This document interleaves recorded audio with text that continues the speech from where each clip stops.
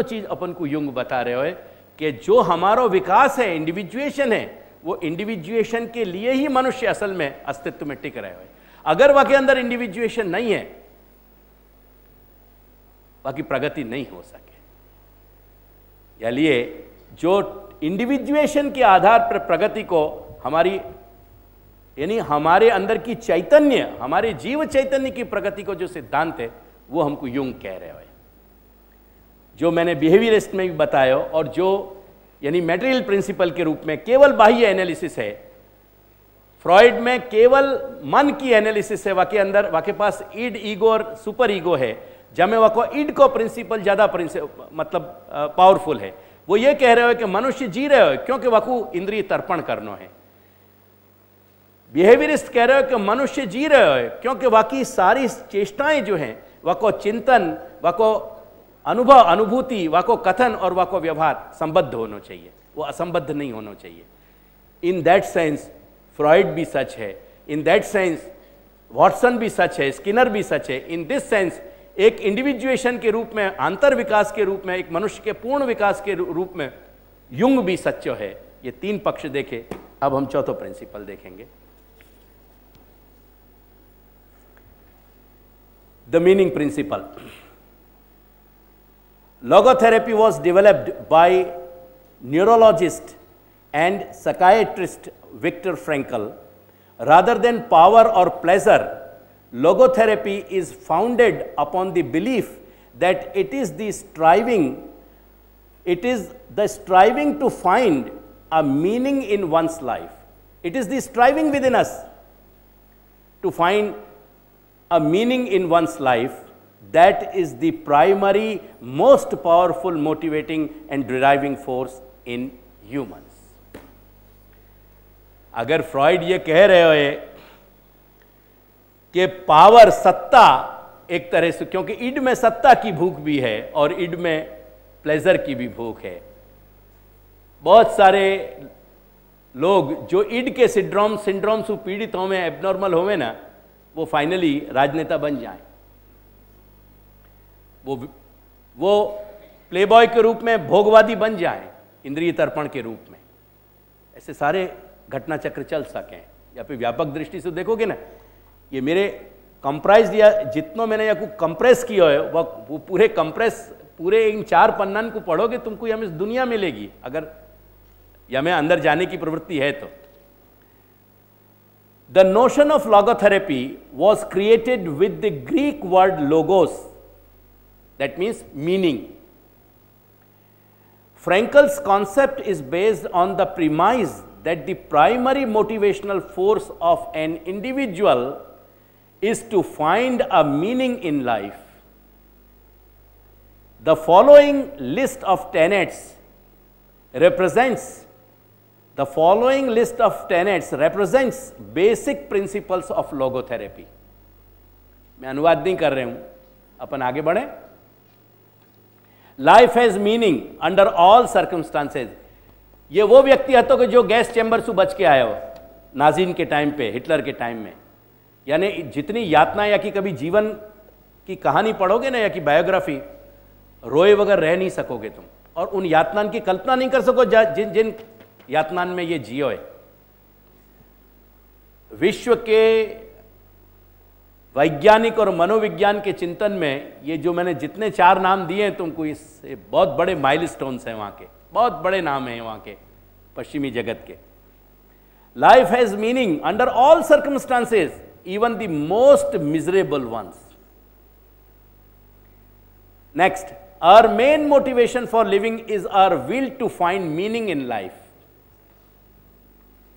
अगर देखोगे ना तो मैंने इनको सीढ़ी की तरह लगाए हुए है। सबसे नीचे की सीढ़ी हमारी रॉ कामनाएं फ्रॉइड की, ऊपर की हमारा बाह्य व्यवहार को सारा ढांचा है, वासु ऊपर की सीढ़ी हमारे अंदर को आध्यात्म है, हमारा इंडिविजुएशन है, और चौथा एंड फाइनल जो स्टेप है वो हमारी लाइफ को मीनिंग है।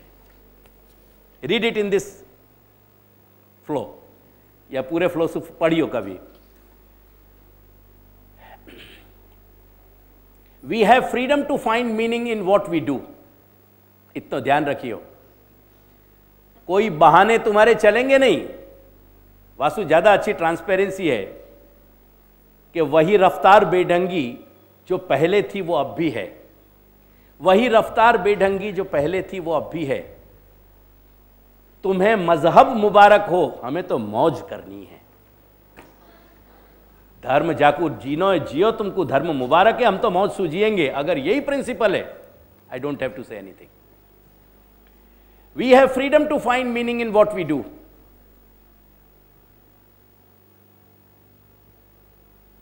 विद ड्यू रिस्पेक्ट, मर्यादा नहीं है मीनिंग फाइंड आउट करने में।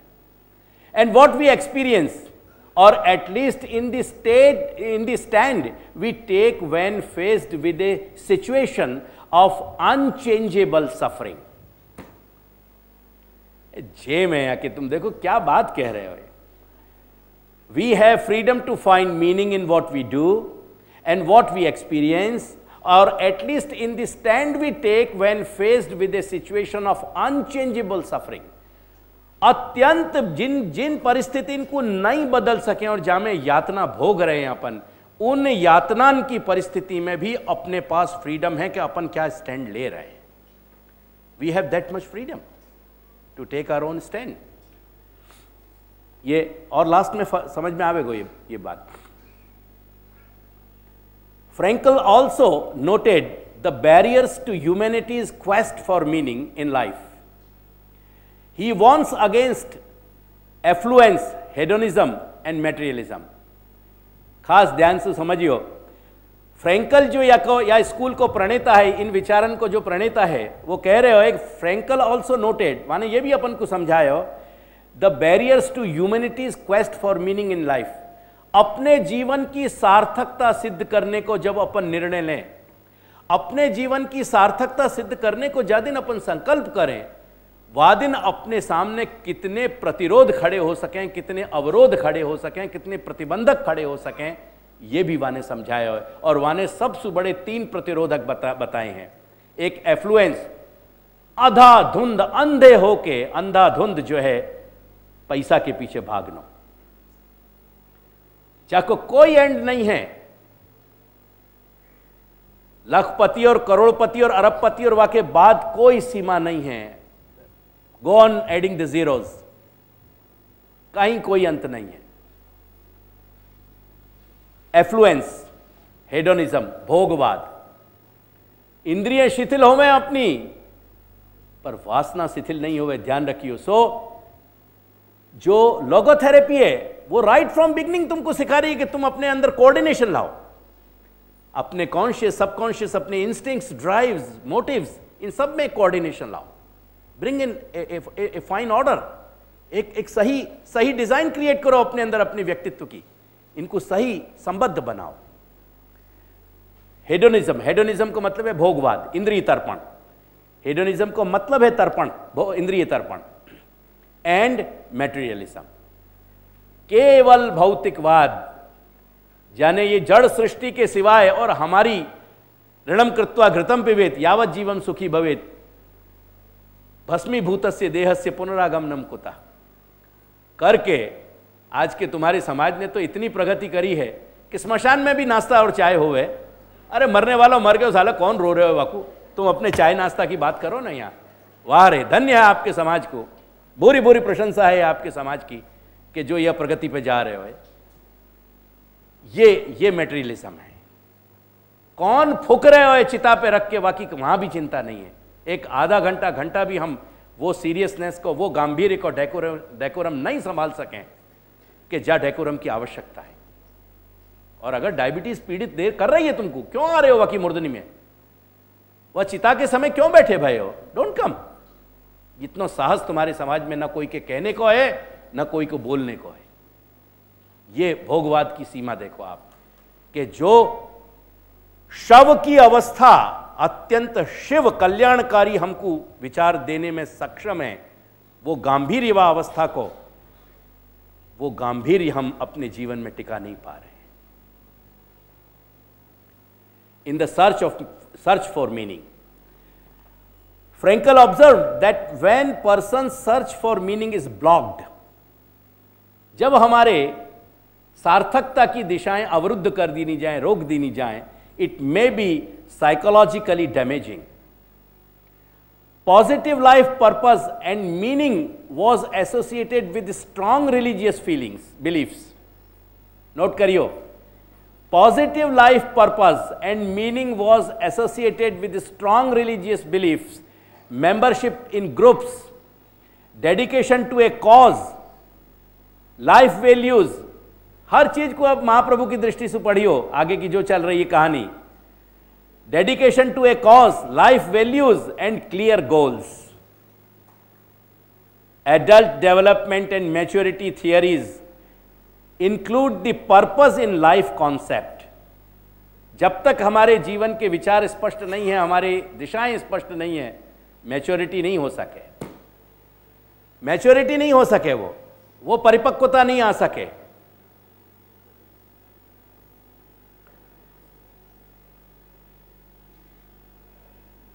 Adult development and maturity theories include the purpose in life concept. Maturity emphasizes a clear comprehension of life's purpose.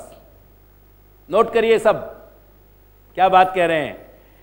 जो हमारी परिपक्वता है हमारे व्यक्तित्व में रही भाई, एम्फेसाइजेज, वो ये बात हमको क्लियरली समझा रही है कि हमारा कॉम्प्रिहेंशन ऑफ लाइफ्स पर्पस, अगर हम अपने जीवन को हेतु नहीं समझ पाए कि हम जीवन काय के लिए जी रहे हैं या काय के लिए जीना चाहिए, सो लाइफ्स पर्पस और डायरेक्टेडनेस, दैट मीन्स कि हमारे पर्पस के जो पर्पस हमने निर्णय किया है, life, our life is directed towards that और not.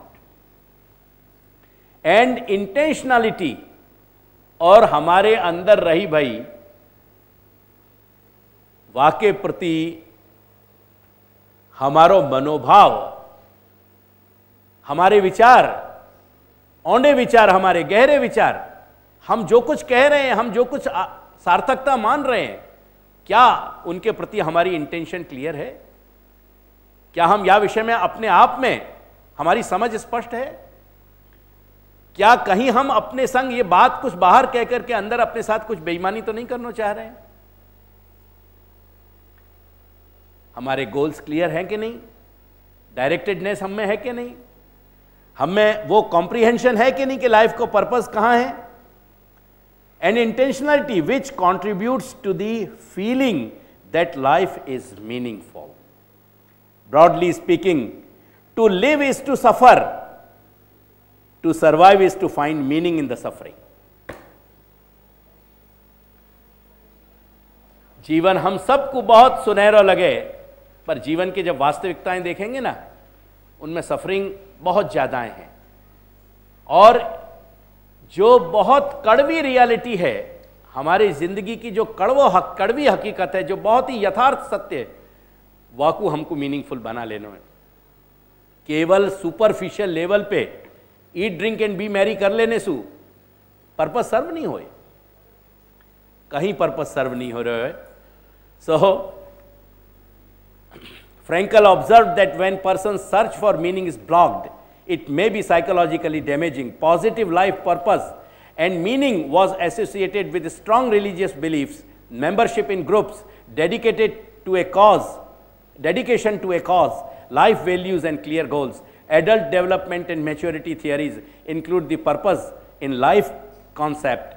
Maturity emphasizes a clear comprehension of life's purpose, directedness and intentionality which contributes to the feeling that life is meaningful.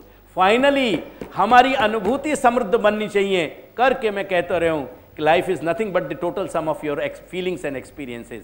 हमारी फीलिंग ये होनी चाहिए कि नहीं, हम हमारे जीवन को प्रत्येक क्षण कहीं सार्थक है, कहीं मीनिंगफुल है. That is the thing, that is important. कितनों लंबो जी रहे हैं वो महत्व की बात नहीं है, पर कहीं हमारे हर क्षण में जीवन के सार्थकता कहीं हमें भरी हुई है कि नहीं है. So broadly speaking, to survive, अगर हमको सर्वाइव करना है, is to find out meaning in the suffering. अगर हम अपनी कहीं इन सारे उच्चावचन में कोई मीनिंग हम खोज सके, वही हमारे जीवन की सार्थकता है. और पुरुषार्थ का प्रिंसिपल ही ये है. पुरुषार्थ वही है कि जहां अपनी दिशाएं स्पष्ट हैं, अपने लक्ष्य स्पष्ट हैं, अपने विचार स्पष्ट हैं, अपनी कामनाएं स्पष्ट हैं, अपनी मांग अंदर की जो कुछ भी है वो सब स्पष्ट हैं, और उनमें एक कहीं उन हर चीज को एक अर्थ निकल रहे हो, एक मीनिंग निकल रहे हो, सार्थकता सिद्ध हो रही है। जितनी भी हमारी सार्थक कामनाएं हैं, हमारी आकांक्षाएं, हमारी एस्पिरेशंस हैं, हमारे जितने भी मीनिंगफुल एस्पिरेशंस हैं, जो हम एस्पायर कर रहे हैं, जिनकी हम तमन्ना कर रहे हैं, महत्वाकांक्षा कर रहे हैं, जितनी भी सार्थक महत्वाकांक्षाएं हैं हमारी, वो सारी की सारी सार्थक महत्वाकांक्षाएं कोई दूसरा नाम है पुरुषार्थ, और बाल बोध को सारा विषय ही पुरुषार्थ है। विश्व के जो वेद या शास्त्र को नहीं मान रहे हैं, जिनके लिए कृष्ण ईश्वर नहीं है, पर जो गंभीर चिंतक हैं विश्व के मनोवैज्ञानिक स्तर पे, वो चारों के चारों चिंतक अपन को ये समझा रहे हैं कि जीवन की सार्थकता कहां खड़ी भाई है। ये बात अपन को यह क्लियर हो गई या डॉक्यूमेंट्स करके अपन अपनी बात पे आवें। अब अपनी बात की शुरुआत, ये चार देख लिए ना अपन ने, ये चारों व्यूज को, प्लेजर प्रिंसिपल देख लियो, मटेरियल प्रिंसिपल देख लियो, और स्पिरिचुअल प्रिंसिपल देख लियो, और मीनिंगफुल प्रिंसिपल देख लियो। ये चारों को जब अपन समझ चुके, अब अपन उपनिषद की बात सुनेंगे। वहाँ में तुम्हारे में एक वो जीरोक्स किया हुआ है, चित्तमेव ही संसारस् तत्प्रयत्नेन शोधयेत्। ये मनोवैज्ञानिकन की बात समझी अपन ने चारों की। ये विश्व के प्रसिद्ध वैज्ञानिक मनोवैज्ञानिक हैं और प्रसिद्ध विचारक हैं। इनकी थियरी आज भी वहीं खड़ी है, टाइम टेस्टेड। उपनिषद अपन को कह रहे हो कि चित्त में वही संसार, तुम्हारो संसार तुम्हारो जगत है क्या?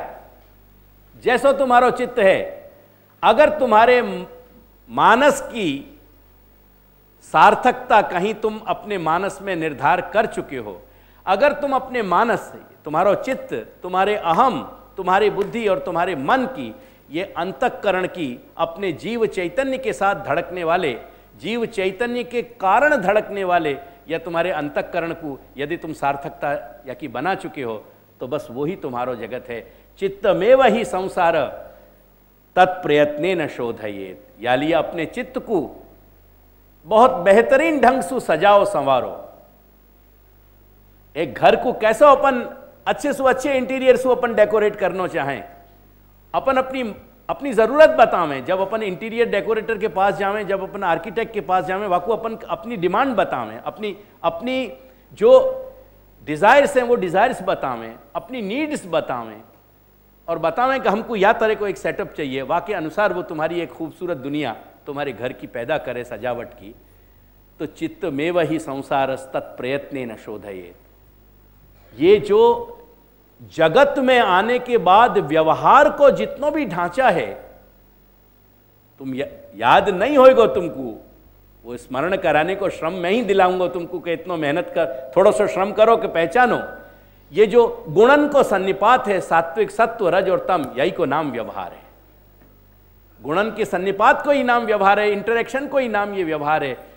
जगत में जगत सत्य है, लेकिन जगत में आने के बाद जो सारा को सारा अपन अपने अंतःकरण के, यानी अपने मेंटल एटीट्यूड से, अपने मानस से जो पूरा व्यवहार को जगत खड़ो कर रहे हैं, अपनी विचार, अपनी सोच सु, अपनी विचारधारा सु, अपनी अनुभूति सु, अपनी अभिव्यक्ति सु, और अपने बाह्य शारीरिक व्यवहार सु, जो कुछ भी ताना बाना अपन बुन रहे हैं, वो ताने बाने को नाम संसार है। और वो तानो बानो कैसे है? क्योंकि वो केवल अहम मम के आधार पे सारों को सारो डेवलप हो रहे हो। वाकई अंदर कोई यथार्थ, कोई शाश्वत सत्य, सनातन सत्य वा को आधारभूत नहीं बना सके हैं करके वो ताना बाना भी जो है वो नश्वर बन गया। वो सब कुछ चले जाने वाला है। ताना बाना कहीं कुछ लौट के नहीं आ रहे हो वहां में से। ये ताना बाना हमने खड़ा कर दियो। ताना बाना जहां खड़ो हो रहे हो वो सब कुछ सत्य है। घर हमारा सत्य है, घर की दीवारें हमारी सत्य हैं, पर वहां में डेकोरेशन जो है वो डेकोरेशन कभी भी चेंज कर दिया जाएगा। वो एक इल्यूजन है, वो परमानेंट नहीं है। तो जो व्यवहार हम खड़ो कर रहे हैं वो व्यवहार अपने अहम और मम के कारण खड़ो कर रहे हैं। वो सन्निपात है गुणन को, सत्व रज और तम प्रकृति के, उनके कारण ये सारे इंटरेक्शन चल रहे हो, क्योंकि कहीं हमारे अंदर हमारे स्वभाव में ये सारे गुणन के इंटरेक्शंस काम कर रहे हैं। इन स्वभाव, इन गुण के अगर वातावरण है तो वातावरण को प्रभाव हम कहां छोड़ देंगे। ये बात और है कि कोई व्यक्ति वातावरण को सहन करे, कोई व्यक्ति 48 गर्मी को भी सहन कर जा रहे हो, मे भी वहां के पास पंखा भी नहीं है, और कोई व्यक्ति को जहां 35 गर्मी हो रही है, 38 गर्मी हो रही है, 40 हो रही है, तो भी वह को एसी की जरूरत पड़ेगी। इट ऑल डिपेंड्स कि हमने अपनी चमड़ी की अवस्था को, रेजिस्टेंस को कितना डेवलप किया और कितना डेवलप नहीं किया है। पर यह नहीं हो सके कि गर्मी अगर बाह्य वातावरण में है, अगर 48 है तो वो सबको ही 48 अनुभव होगी, कहीं ना कहीं वाकई प्रभाव सब पे जाएंगे। तो ये पूरा को पूरा ताना वाना है, चित्त में वही संसार। और ये सारो ताना बाना कहां से डेवलप हो रहे हो? ये सारो हमारो मानस से हो रहे हो। या में ये चारों प्रिंसिपल काम कर रहे हैं, या में प्लेजर प्रिंसिपल भी काम कर रहे हो, या में मेटेरियल प्रिंसिपल भी काम कर रहे हो, या में स्पिरिचुअल प्रिंसिपल भी काम कर रहे हो, और या में मीनिंग प्रिंसिपल भी काम कर रहे हो। कहीं ना कहीं ये सारे की सारी चारों के इंटरेक्शंस हो रहे हैं, इंडिविजुअलिटी के लेवल पे, कलेक्टिव कॉन्शियसनेस के लेवल पे, हर जगह यही सारी घटना घट रही है। चित्त में वही संसार तत्प्रयत्न शोधयेत यच्चित्तस् तन्मयो भवति। जैसो चित्त हमारो है, जैसो अंतःकरण हमने अपनो विकसित कर लियो, तन्मय ही हमारो व्यक्तित्व हो जाएगा। यानी ये यच्चित्त वाकु अलग करो और तन्मय वाकु अलग करो। जैसो हमारो अंतःकरण को ढांचा बन गए हो, हम भी वाकई तन्मय हो जाएंगे, हमारा व्यक्तित्व तन्मय हो जाएगा। ये नहीं हो सके कि हमारे अंतःकरण को ढांचा कुछ और होए और हमारा व्यक्तित्व कुछ और होए। और personality is inseparable with our psyche. The psyche can not be separated, there can not be any dichotomy, you cannot cut it off. What your psyche is at any given moment, that your personality is. That is your person at any given moment. व्यक्तित्व को और मानस को तुम भिन्न नहीं कर सको, वो इनसेपरेबल है. यच्चित्तः तन्मयो भवति गुह्यमेतत् सनातनम. उपनिषद ये डिंडिम घोष कर रहे हो उपनिषद कि ये सनातन सत्य है. जैसो तुम्हारो मन है वैसो ही तुम्हारो व्यक्तित्व होएगा. तुम्हारे मानस अपने मानस और अपने व्यक्तित्व को अपन अलग नहीं कर सके. यच्चित्तः तन्मयो भवति गुह्यम, ये रहस्य, यही रहस्य. और ये रहस्य कैसो है? सनातनम. आदि अनादिकाल से ये सनातन रहस्य चलो आ रहे हो कि जैसो तुम्हारो मानस तुमने विकसित होने दियो या कर लियो, जितनो भी तुम्हारो वहां पे कंट्रोल है, जितनो नहीं है नहीं है. कुछ चीजें आर्कीटाइप्स जो चली आ रही हैं, अगर उनमें कहीं सुधारना है तो तुमको वह अपने पर्सनालिटी को एनालाइज करना पड़ेगा. वहां में वो विकास लाने पड़ेंगे, वहां में वो सुधारा लाने पड़ेंगे. ख्याल आया कि नहीं? चित्तस्य ही प्रसादेन. या लिए अगर हमारा मानस कहीं अपने आप में सार्थकता ढूंढ चुक्यो है, अगर वह को निरर्थकता लग रही है कहीं, तो वही अशुभ है. और अगर वह को कहीं सार्थकता लग रही है तो वही शुभ है.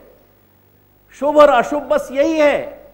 जो हमारे व्यक्तित्व को सार्थकता, मीनिंगफुलनेस जो चेष्टा दे रही है, वो चेष्टा मन की होए या वो चेष्टा वाणी की होए या वो चेष्टा शरीर की होए, जो चेष्टा हमारे व्यक्तित्व को, हमारे अस्तित्व को, हमारे जीवन की अनुभूति को, हमारे जीवन के पूरे मूवमेंट को जो सार्थकता देती हो, मीनिंगफुल देती हो, वो हर चेष्टा पुण्य है. वही को नाम शुभ है, वही शुभ कर्म है, वही पुण्य कर्म है. जो वाकु मीनिंग निरर्थकता दे रही है, जा एक चेष्टा मात्र सु, मानस की चेष्टा, वाणी की चेष्टा, देह की चेष्टा सु, जब में निरर्थकता आ गई, जब को कोई मीनिंग नहीं निकल रहा है, वही को नाम पाप है, वही को नाम अशुभ है, वही को नाम नेगेटिव है. That's the negation, because you are negating the life. जीवन की पूरी जो जीवन तुम्हारे पास एक शक्ति की एक एनर्जी के फॉर्म में आ रहे हो, ऊर्जा के रूप में जो घटित हो रहे हो, वो जीवन की जीवंत धड़कती पल्सेटिंग ऊर्जा को तुम डिनाई कर रहे हो, that you are negating it. और वह को जो निगेशन है वही पाप है, वही अशुभ है, ब्रॉडली स्पीकिंग।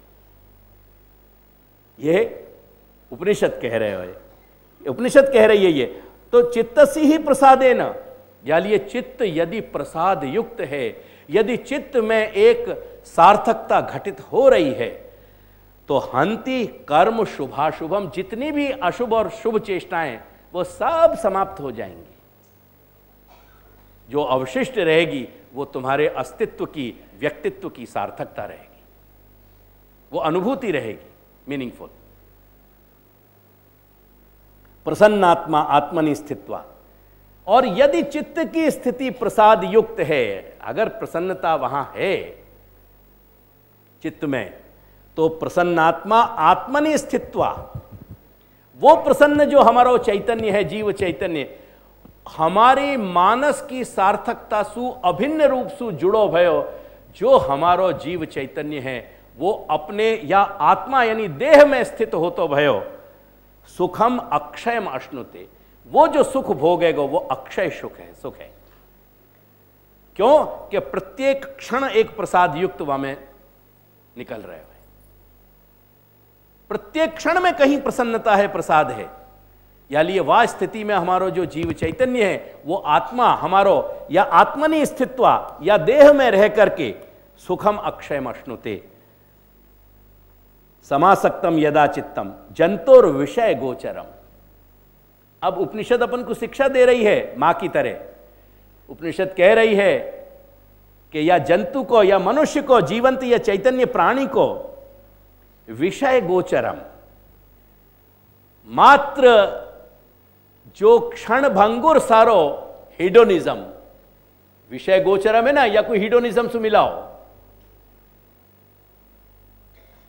अपन को क्या तीन बातन की मना करी गई?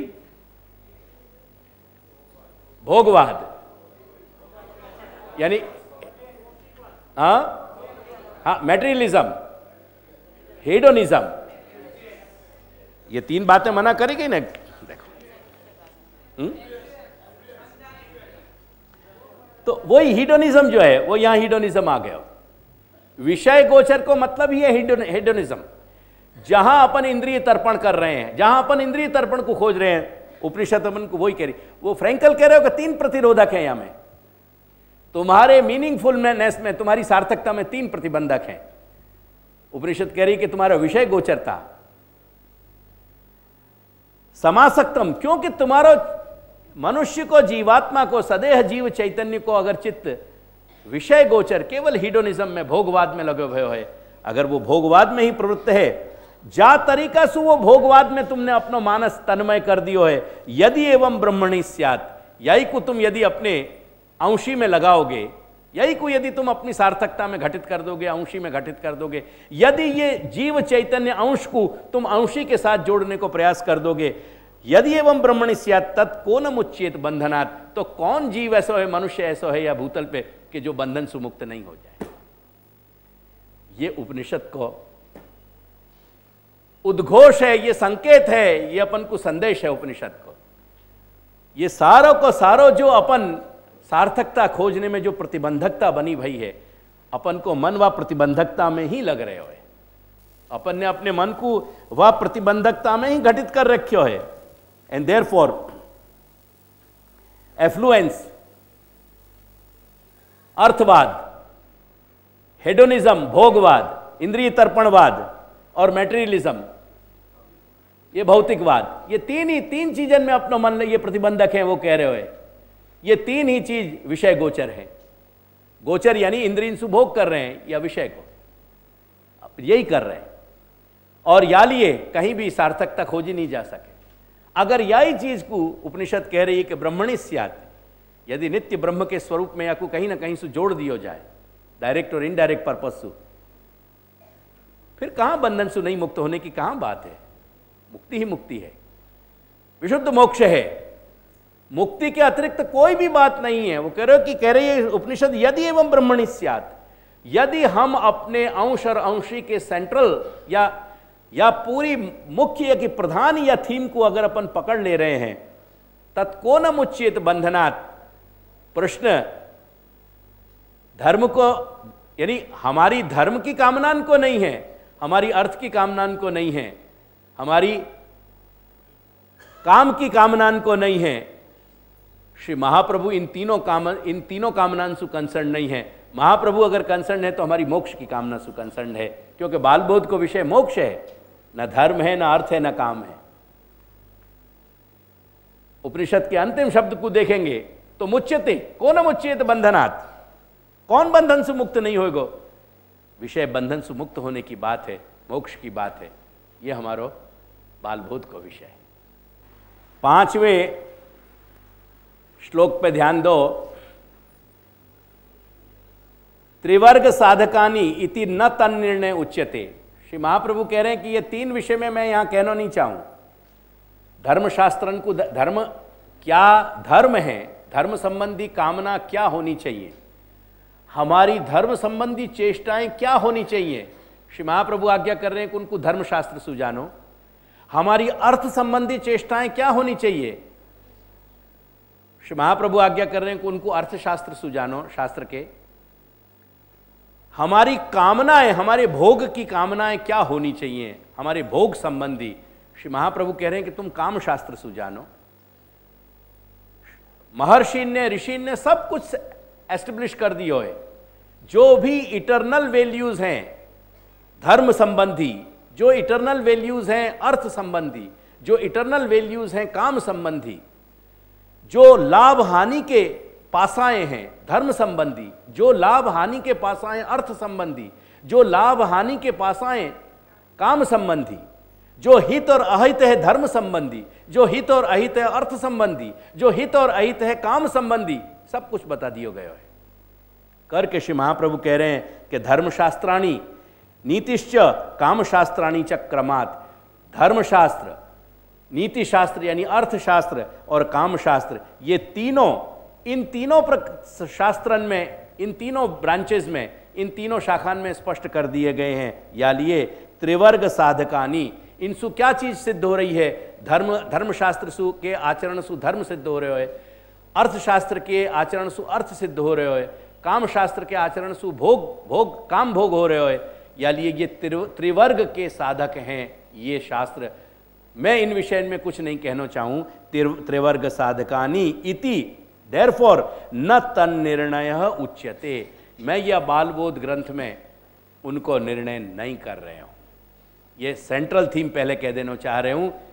या लिए क्योंकि उपनिषद को अंतिम वाक्य है कि कौन मुक्त नहीं होएगा। यदि हमारे व्यक्तित्व में कहीं सार्थकता बनी भई है और वो सार्थकता यदि अहम मम और संसार के रिलेशन में न खोज के हम नित्य अंश और अंशी के रिलेशन में खोज सकते हों, अणु और अनंत के रिलेशन में हम खोज सकते हों, बाकी बात कहाँ क्या कारण है कि कौन मुक्ति नहीं मिले, कौन मुक्त नहीं होए। मुक्त जो या मोक्ष की बात हम कर रहे हैं, जो लिबरेशन की बात कर रहे हैं, जो स्वातंत्र की बात कर रहे हैं, हर जीव चैतन्य स्वतंत्र है अगर वो सही व्यक्तित्व के विकास पे जुड़े हुए हो। ये 5 कारिका को अपन एनालिसिस कर लें। मूल ग्रंथ की कारिका पे ही वहीं की वहीं समझने को प्रयास करो।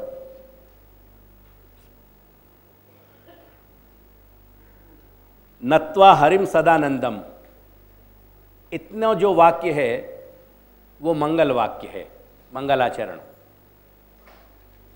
या कि और जो थोड़े मीनिंग है वो मैं कल थोड़े समझाऊंगा, पर आज या कोई इतना स्ट्रक्चर अपन समझ लें।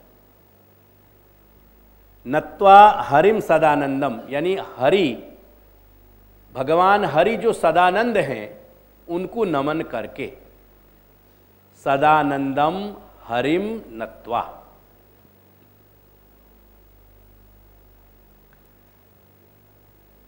अब ये सर्व सिद्धांत समग्रह को मतलब है सम्यक ग्रह। मैं ऐसे ढंग से समझाऊंगा तुमको इन नटशेल मैं कह रहे हूं नटशेल में, मैं कह रहे हूं सूक्ष्म में, लेकिन ऐसे ढंग से समझाऊंगा कि तुमको कोई बात, वह विषय की कोई बात में फिर कोई शंका नहीं रह जाए। इतनी फाइनलिटी से मैं तुमको समझाऊंगा। तो मैं सर्व सिद्धांत संग्रह समझा रहे हूं।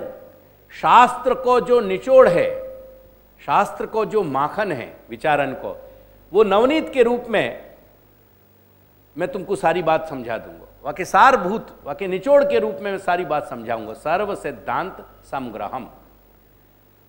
वेद और शास्त्र में इन टोटलिटी क्या बात कही गई है, हमारे सामने क्या व्यू रखा गया है, वो सारा व्यू मैं तुमको नटशेल में बताऊंगा।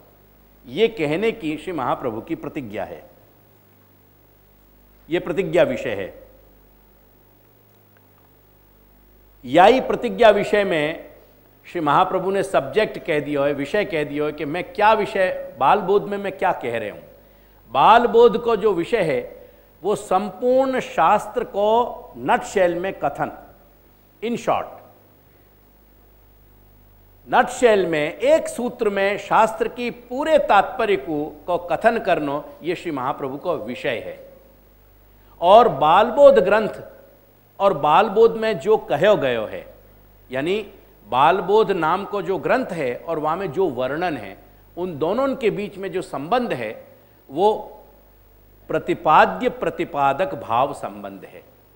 सारे शास्त्रन में क्या सिद्धांत कहो गयो है, ये प्रतिपाद्य है, और वह को प्रतिपादक जो है वो बालबोध नाम को ग्रंथ है।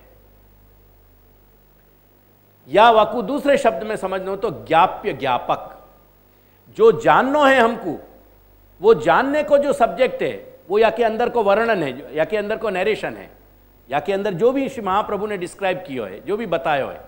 और बालबोध नाम को जो ग्रंथ है वो ज्ञापक है, बताने वालों। या को एक तीसरा रिलेशन ज्ञेय और ज्ञाता के रूप में है। शास्त्र में क्या निचोड़ है, शास्त्र को, संपूर्ण शास्त्र को, वो ज्ञेय है, जब तुम गुजराती में ज्ञेय कहोगे। और ज्ञाता कौन है, या के माध्यम से, बालबोध के माध्यम से हम ज्ञाता हैं, वह ज्ञान हमको हो रहे हो। ये या को विषय संबंध। और बाल शब्द सु ये अधिकारी है, जिनको सद असद को, शास्त्र के गंभीर विचारन को जिनको ज्ञान नहीं है, वो यहां बाल है। दूध पीने वाले बालक नहीं है ये। शास्त्र के गंभीर विचार और शास्त्र के पूरे जो शास्त्र को जो चिंतन है, वह चिंतन की जिनको समझ नहीं है, ऐसे जो बालक हैं वो अधिकारी हैं। और प्रबोधन अच्छे तरीका से हमको अर्थ समझ में आ जाए, वह को तात्पर्य समझ में आ जाए, मीनिंग हमको समझ में आ जाए, ये हमारा प्रयोजन है। यानी बाल प्रबोधन ऐसे दो शब्दन में बांट दो। बाल यानी हम अधिकारी, और प्रबोधन होना, बाकी समझ आनी, वो आपको प्रयोजन है। सर्व सिद्धांत को संग्रह ये विषय है। ज्ञाप्य ज्ञापक या प्रतिपाद्य प्रतिपादक भाव संबंध है। बाल जो है, या कि जो शास्त्र के ज्ञान, जिनको शास्त्र को ज्ञान नहीं है, शास्त्र के विचारण को, वो या के अधिकारी हैं। और सही रूप में शास्त्र के अर्थ को ज्ञान हो जाना, इन नटशेल, वो या को प्रयोजन है।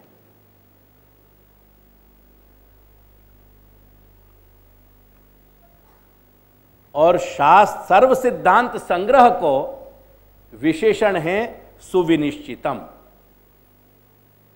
सर्व सिद्धांत એટલે સમસ્ત શાસ્ત્રનો તાત્પર્ય અમને ખ્યાલ આવે, પણ કેવી રીતે ખ્યાલ હું આપીશ તમને, જેનો એકદમ વિનિશ્ચિત, જેનો એનો મેં નિશ્ચય, દૃઢ નિશ્ચય કરી લીધું છે, એમાં પછી કોઈ જાતની તમને શંકા રહેશે જ નહીં, કોઈ જાતનો એમાં પ્રશ્ન ના આવે, એવા સુનિશ્ચિત પ્રકારે તમને સર્વશાસ્ત્રનો સિદ્ધાંત હું આમાં કહીશ, એવી મહાપ્રભુની પ્રતિજ્ઞા છે। अब देखो दूसरे श्लोक को समझो। धर्म अर्थ काम मोक्ष,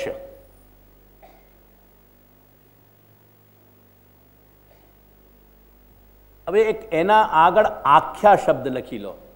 आख्य, आ ख अर्धो अने य मेळवीने आख्य, ए त्यां लखेलो छे, त्यां जोशो तो तमने ख्याल आवी ज जशे। આખ્યનો મતલબ છે નામ.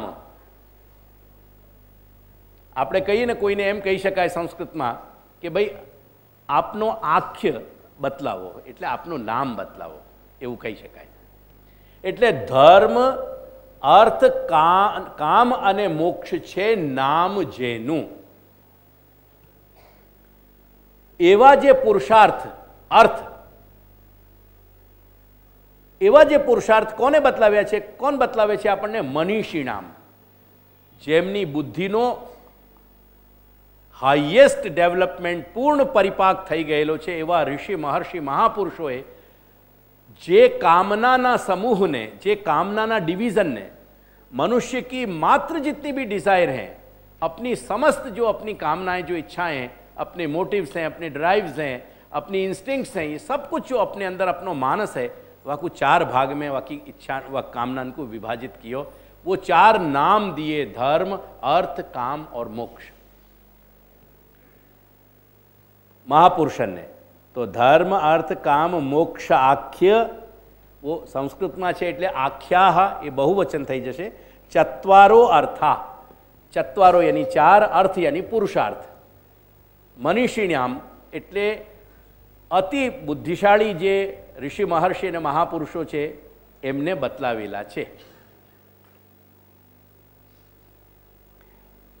अब जिनको महापुरुषों ने ये 4 नाम दिए कामनान को, धर्म, अर्थ, काम और मोक्ष, जो भी अपने विचार हैं संपूर्ण, हमें कामना ही नहीं, अपने सारे विचार भी आ गए. हमें अपनो जितना भी मानस को पूरो तंत्र है, वो सबको एंटायर तंत्र ये अर्थ पुरुषार्थ शब्द में आ गया. पुरुष अर्थ, पुरुष जाकी इच्छा करे, पुरुष जाके लिए विचारे, पुरुष जाके लिए कामना करे. पुरुष यानी ये शरीर रूपी पुर में रहने वालों जीवात्मा. यानी ये पुरुष के नाम, पुरुष यानी स्त्री को भी देह है, पुरुष यानी पुरुष को भी देह है, जको अपन मेल फीमेल कहें, या को अपन नर और नारी कहें. इतना ही नहीं, पशु पक्षी भी पुरुष हैं, क्योंकि वो भी पक्षी, एक अगर कबूतर है तो कबूतर, वो कबूतर के आकार के पुर में वह को जीव चैतन्य रह रहे हो, वो भी पुरुष है वह रूप में करके. जब अपन को डिस्टिंक्शन करनी हो अपने शास्त्रन में, तो पुरुष को नर और नारी करके अलग पाड़े हो जाए.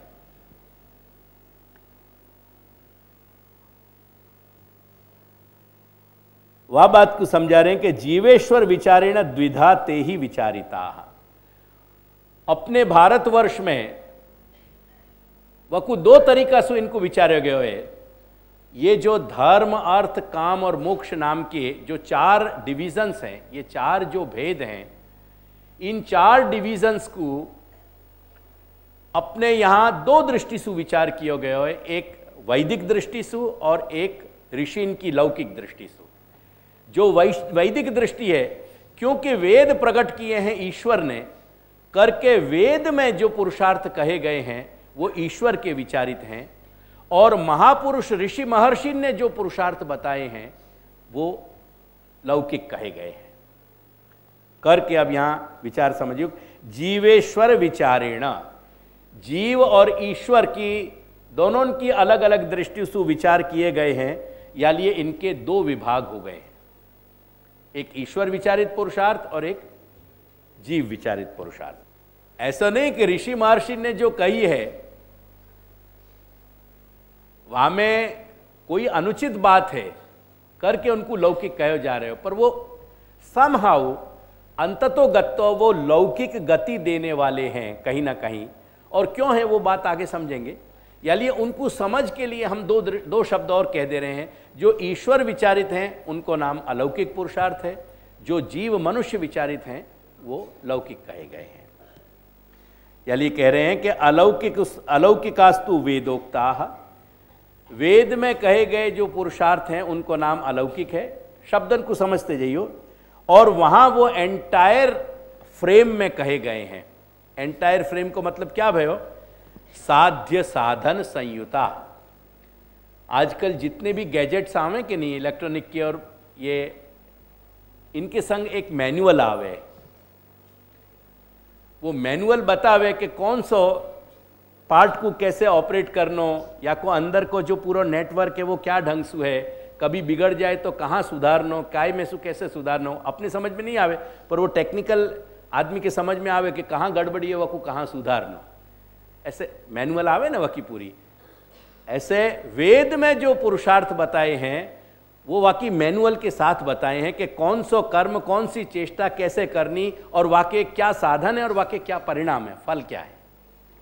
साध्य यानी फल, साधन એટલે એનું इंस्ट्रूमेंट। कोई भी चीज को सिद्ध करने को जो इंस्ट्रूमेंट है वाको नाम है साधन, और कोई भी चीज को जो फाइनल अवस्था है वो वाको फल है। तो साध्य साधन सहित ये वेद मां पुरुषार्थ वाकु बताए गए हैं। साध्य साधन संयुता, सीधा सीधा समझ में आ गया ना बिल्कुल। ऐसे ही लौकिका ऋषि भी प्रोक्ता, लौकिक जो पुरुषार्थ हैं वो ऋषि ने बताए हैं। अब प्रश्न ये है कि वो पुरुषार्थ बहुत सारे ऋषि ने अलग अलग तरीका से क्यों बताए हैं, तो कह रहे हैं कि तथैवेश्वर शिक्षया, તે પ્રમાણે જ ઈશ્વરે એમને પ્રેરણા આપી બતાવવાની, અને ઈશ્વરે પ્રેરણા એમને એ પ્રમાણે આપી એટલે એમને જુદી જુદી રીતે એને વર્ણવ્યા છે। તથા એવ ईश्वर शिक्षया, ईश्वर ने उनको वही रूप में प्रेरणा दीनी कि तुम या ढंग सु याकू बताओ, या कारण सु उन पुरुषार्थन में भेद है।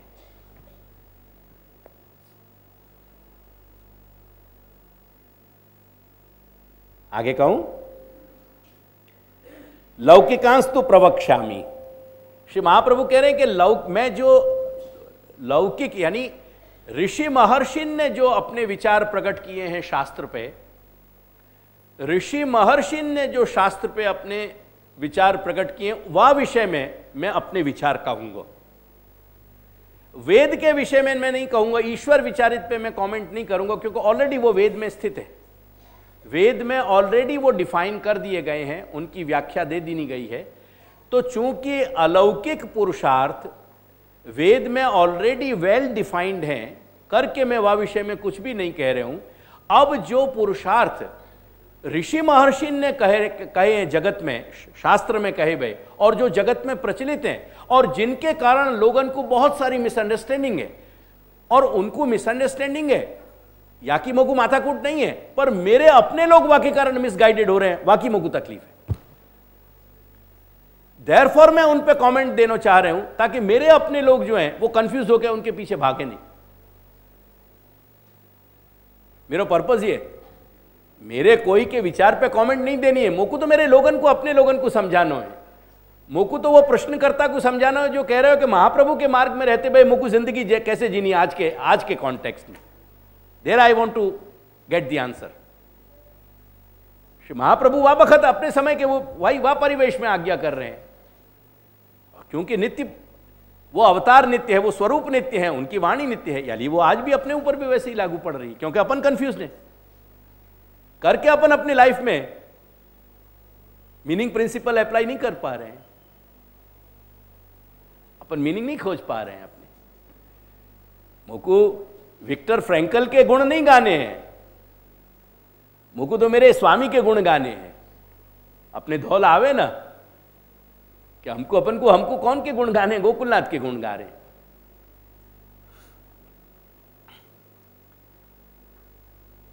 तो कह रहे हैं कि लौकिकांश तो प्रवक्ष्यामि, मैं लौकिकन पे अपना कमेंट दूंगा। वेदाद आद्या यतः स्थिता, आद्या यानी ईश्वर विचारित, वहां सो आद्या, ऐसो आद्य या आद्या शब्द अलग कर दो।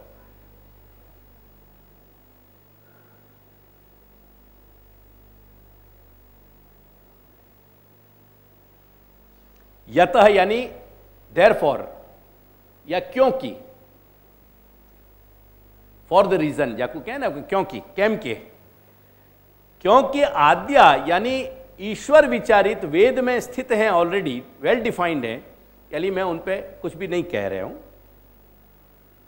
अब तीन वो विषय लिखा है कि धर्मशास्त्र, धर्म की व्यवस्था धर्मशास्त्र में दी गई है, अर्थ संबंधी व्यवस्था अर्थशास्त्र में दी गई है, काम की व्यवस्था काम शास्त्र में दी गई है।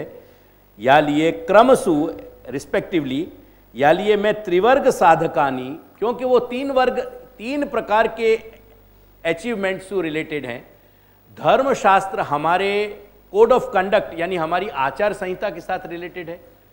यानी वो मेरा विषय नहीं है ज़्यादा कहने को। जिनको धर्मशास्त्र की कोड ऑफ कंडक्ट जिनको जानना हो उनको धर्मशास्त्र से जान लेना चाहिए। जिनको नैतिक रूप में कैसे धन की व्यवस्था करनी उनको अर्थशास्त्र से जान लेना चाहिए।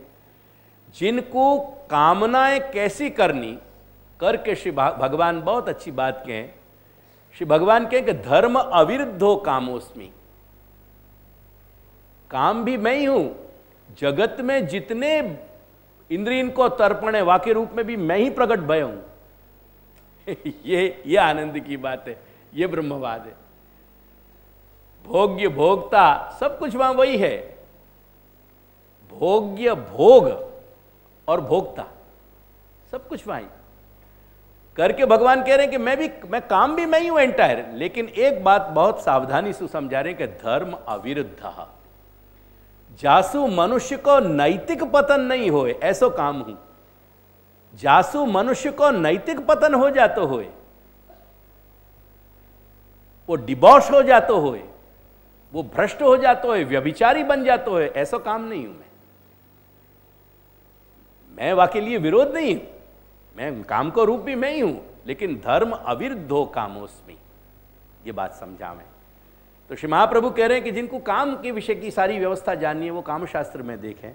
अब कह रहे हैं कि मोक्षे चत्वारि शास्त्राणि लौकिके परतस्वतः। अब मेरा विषय जो है वो मोक्ष को है। ख्याल आया कि नहीं? मेरा विषय मोक्ष, मेरी फैकल्टी मोक्ष की है। अपन बहुत एक विशाल यूनिवर्सिटी को कंपाउंड देखें, कितने नंबर ऑफ फैकल्टीज हों में, संकाय कितने हों में वहां में। श्री महाप्रभु जब फैकल्टी को कंडक्ट कर रहे हैं वह फैकल्टी को नाम मोक्ष है। वो धर्म अर्थ और काम की फैकल्टी नहीं है। करके श्री महाप्रभु कहें कि मोक्षे चत्वारि शास्त्र। अब मोक्ष के विषय में मैं कहूंगा। अब वहां समझा रहे हैं कि देखो बेसिकली क्योंकि अपन को बात गागर में सागर की करनी है, क्योंकि सागर की समझ लेनो एक जीवन में संभव नहीं है। वो एक जीवन में संभव नहीं। तो गागर में अपन को सागर समझना करके श्री महाप्रभु ने आज्ञा करी कि देखो टोटली 4 मेन शास्त्र की 4 मेन विभाजन हैं। वेद और शास्त्र को जब अपन निचोड़ निकालें तो वेद और शास्त्र के निचोड़ की दृष्टि से अपन देखने जाएंगे तो बेसिकली 4 डिवीजन हैं जो अपन को समझने चाहिए। मोक्ष के विषय में जो ऑथेंटिसिटी है, प्रामाणिकता है जाकी, वो प्रामाणिकता ऑथेंटिसिटी ट्रूली स्पीकिंग वो 4 ब्रांचेस की है। ये 4 डिवीजन्स हैं। वो 4 डिवीजन्स श्री महाप्रभु कह रहे हैं कि वो कैसे हैं कि परतः स्वतः लौकिक या पूरे जगत के फॉर्मेट में जो ऋषि महर्षि महापुरुषन ने मोक्ष की जो संपूर्ण व्यवस्था बताई है। क्योंकि मेरा विषय मोक्ष पे, मैं मोक्ष पे कमेंट दे रहा हूं, मुझको धर्म अर्थ काम पे नहीं कहना। मोक्ष के विषय की जो व्यवस्था वेद शास्त्र में दर्शाई गई है और वेद शास्त्र के आधार पे जिन ऋषि ने अपने अपने स्वभाव और अधिकार के रूप में बात समझी है। कोई भी एक विषय के 4 महापंडितों में, अब 4 महापंडित जब विषय एक है, वाके फॉर्मूला एक है, वाके प्रिंसिपल एक है, तो चारों में कोई भेद नहीं आना चाहिए। पर चारों के मतन में भेद हो है। कोई थियरी को माने, कोई थियरी एस्टेब्लिश करे, कोई थियरी एस्टेब्लिश करे। That's the basic, that's the variation. वो कहां से वेरिएशन आ रहे समझ के अनुसार। जा व्यक्ति ने जा प्रकार से जो चीज समझी है वाके अंदर को जो आर्किटाइप्स है, वाके अंदर जो संस्कार चले आ रहे हैं, उन संस्कारन के अनुसार वो कुछ और विचार कर रहे हो। वो विचार वाको दूसरे वैज्ञानिक से वाई की शाखा के वैज्ञानिक से भिन्न हो गए। 4 फिजिशियंस को दिखाओ, 4 फिजिशियंस को 4 अलग डायग्नोसिस आ रहे हो। मैंने अपने जीवन के अनुभव में ये देखे और समझे हो मैंने कि सर्जन्स 4 होंगे तो वो एक बिंदु पे एग्री कर लेंगे, लेकिन फिजिशियंस 4 एग्री नहीं हो पाएंगे। कहीं ना कहीं वेरिएशन आएंगे उनकी कॉम्पिटेंसी में फर्क नहीं है, उनकी अप्रोच में, उनके थिंकिंग में, उनके डायग्नोसिस में अपनी एक इंडिविजुअलिटी है, and that individuality makes it rich. वो पूरे डायग्नोसिस के सिस्टम को रिच बना रही है, क्योंकि एक 4 व्यू आ रहे हैं वहां। लेमैन के लिए कंफ्यूजिंग हो सके, पर एक टेक्निकल व्यक्ति के लिए एक जाको सब्जेक्ट मेडिसिन है, फॉर हिम और for her it's a rich variation, it's a rich range. तो वो जो भेद है, वो वेद शास्त्र की अपनी अपनी समझ के अनुसार लोगों ने जो व्यवस्था बताई है मोक्ष की। श्री महाप्रभु कह रहे हैं कि वह को बेसिकली 2 डिवीजन में बांटो, स्वतः और परतः। तो एक जगह स्वतः मोक्ष का डिवीजन है, एक जगह परतः मोक्ष का डिवीजन है।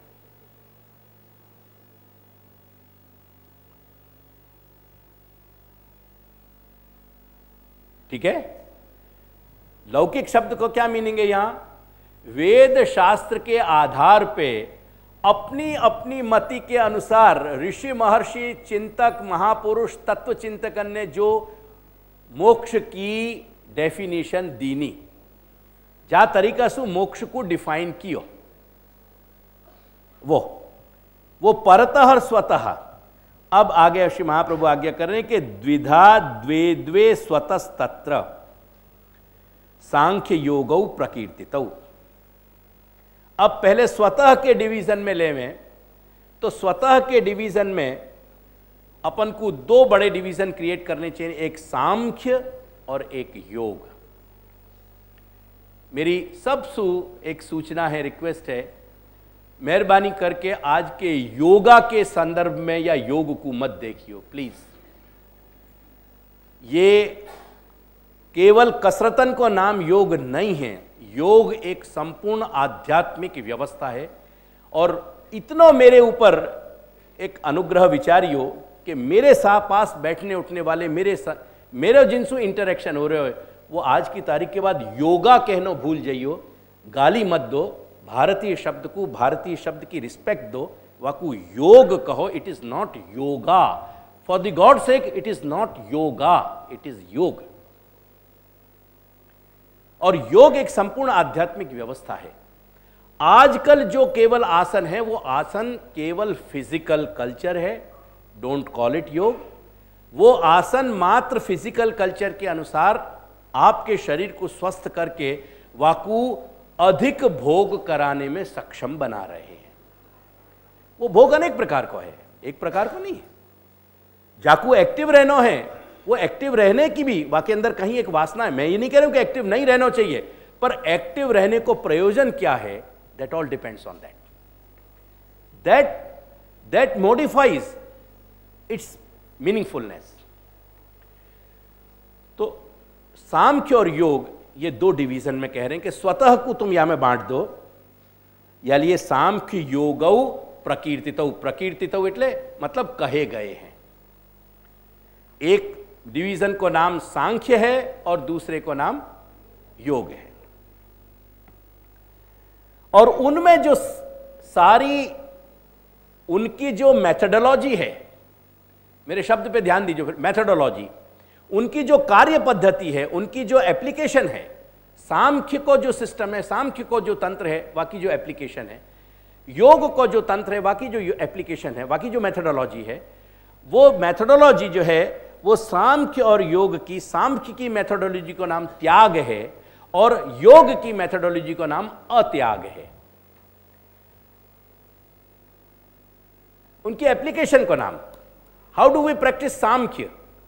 सांख्य को यदि हमको स्वीकार करना है जीवन में तो हमको त्याग अपनाना पड़ेगा, और योग को यदि योग की थियरी हमको अपने जीवन में उतारनी है, यदि वहां में हमको मीनिंगफुलनेस खोजनी है, कोई को भी हमको, यानी मैं अपने अर्थ में नहीं कह रहा हूं, वही सु तो वही कंफ्यूजन में सु अपन को बचना है।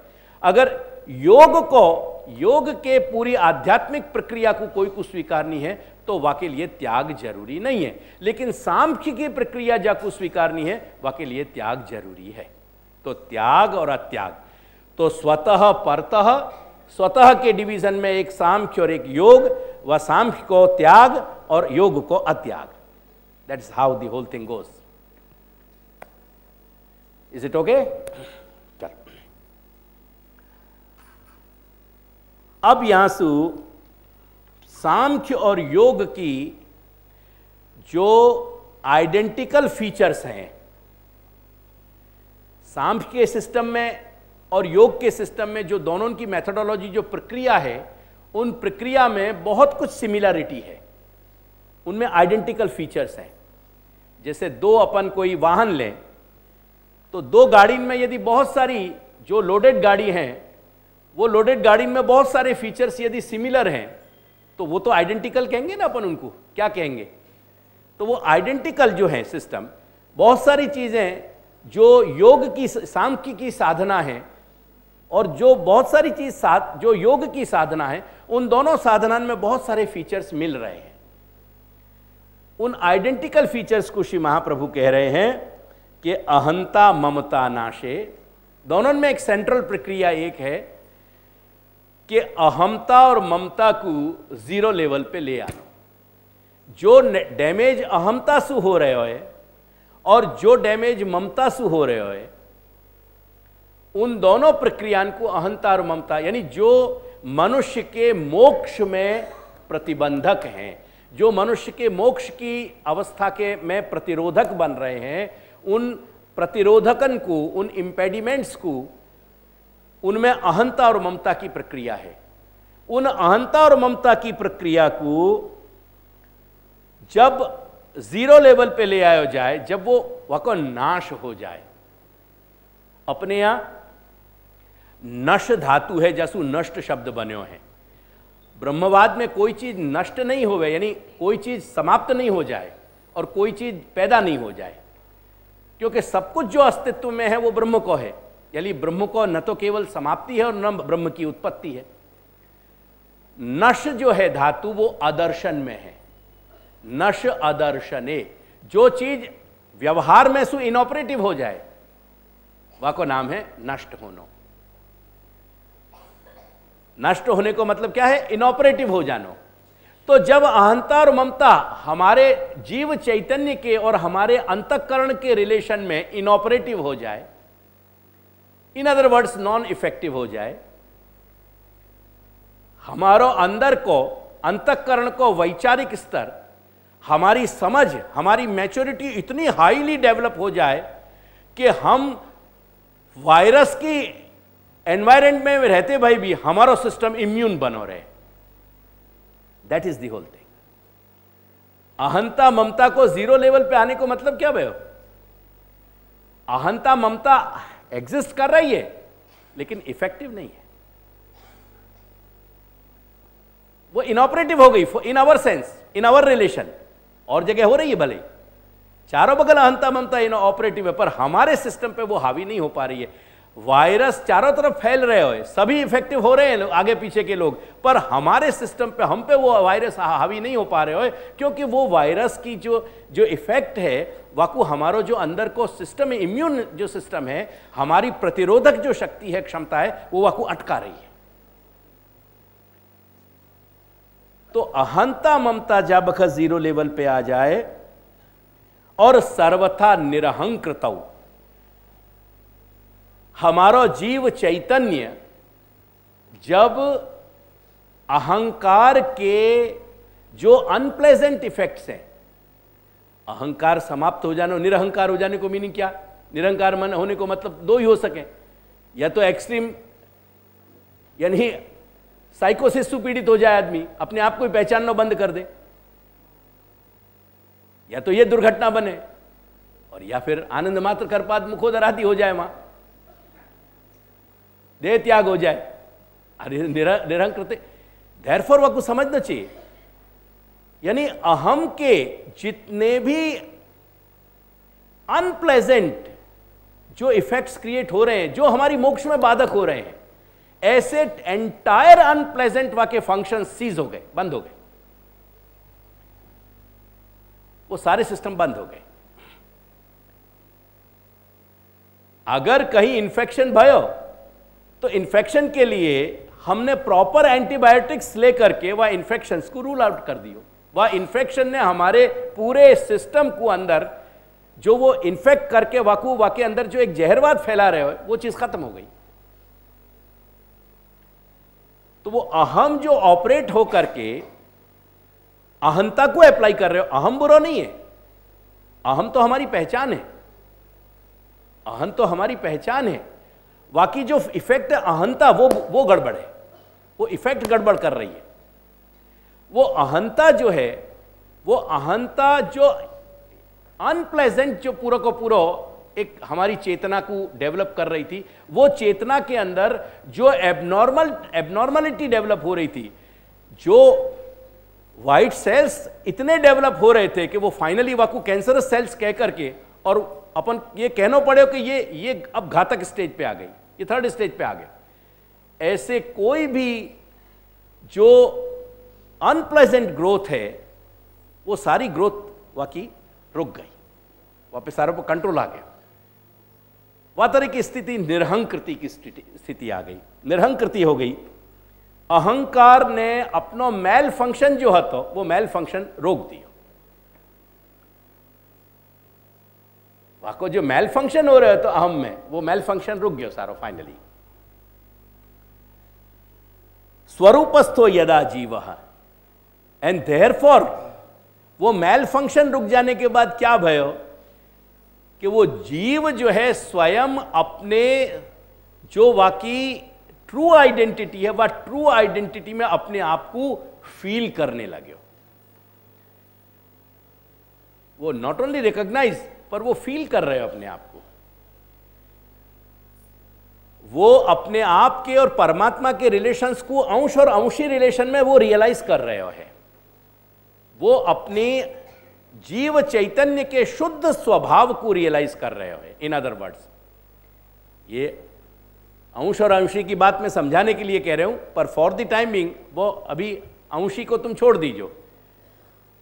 यहां जीव चैतन्य स्वयं अपने आप को एक विशुद्ध चैतन्य के अवस्था में अपने आप को वो यानी अनुभूत कर रहे हो।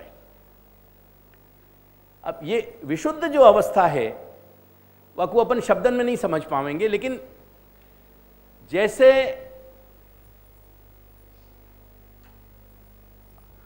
या बल्ब को छीने जाएंगे अपन, तो ये या के अंदर कहीं ना कहीं जो हीट है वो अपन को कहीं ना कहीं बाधक बनेगी जब छूने पकड़ने जाएंगे, क्योंकि वो जो एनर्जी ऊज हो रही है वहां में, एनर्जी जो अपने जो वर्कआउट हो रही है वहां में चैनलाइज हो रही है वहां के माध्यम से। लेकिन यहाँ का जो ग्लो है, ये ग्लो जो है ना, वो अपन को बहुत ही साधक है, बहुत ही अच्छा, क्योंकि अगर ये ग्लो नहीं होगा तो अपन यहाँ अंधेरा महसूस करेंगे, अंधकार महसूस करेंगे।